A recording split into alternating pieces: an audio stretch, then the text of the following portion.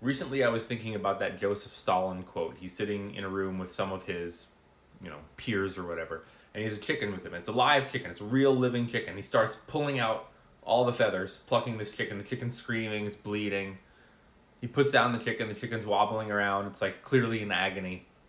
He takes out some grain and he throws it on the floor, and the chicken comes over, takes a little bite. He walks around. The chicken follows him. He throws some more grain, and he turns to his peers and he goes, "This is how easy it is to manipulate stupid people. You're watching me. You're like, dude, aren't you the guy who talks about the stock market? Hold on, I'm going somewhere with this." Because yesterday, Nvidia became the first company ever to hit a $5 trillion market cap. Now, I just want you to think about this here. The first company to hit a $1 trillion market cap was just a couple of years ago in 2018. That company was Apple. In 2018, Apple became the first trillion-dollar company. Just a couple years later, $5 trillion. Like it's nothing. I guarantee you, as close as a guarantee as you can get, that Nvidia will be the first $10 trillion company in probably a matter of years. Maybe 2035 or less would be my prediction. And if you follow me, I hate prediction videos. I don't like people who make prediction videos, but that's my prediction. And isn't that so...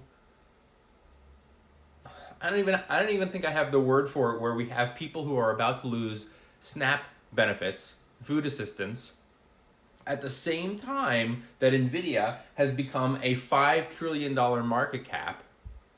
It's like, what's going on in the world where we can have so much wealth and also so much poverty at the same time? Doesn't really track for me. Also think about this.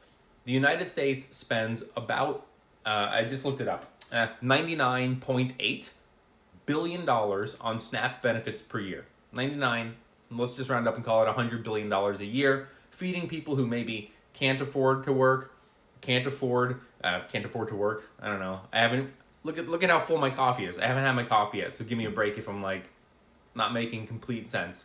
But a lot of people just can't work. They physically can't work. They're old, they're injured, they're unwell, they're taking care of someone in their family. They can't work. Maybe they're physically disabled.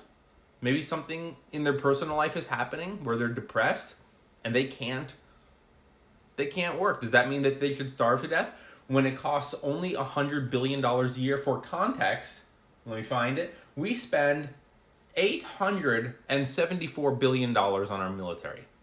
$874 billion.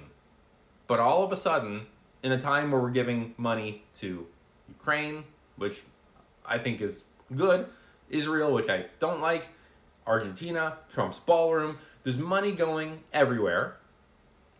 But for starving people in our own country, hey, sorry, we can't really afford $100 billion, but we can spend $874 billion on our military. And we can fundraise to get a $350 million ballroom, but you can't eat. And here's my other prediction. Right before Thanksgiving, Trump is going to flip that switch, and he's going to say, okay, we're giving out the food stamps again because the Democrats don't want you to have Thanksgiving, but I want you to sell. They're not for you celebrating the holidays. I am. So food stamps are back on. So the problem he creates, he solves. What does that have to do with Stalin from the beginning of the video? Think about it.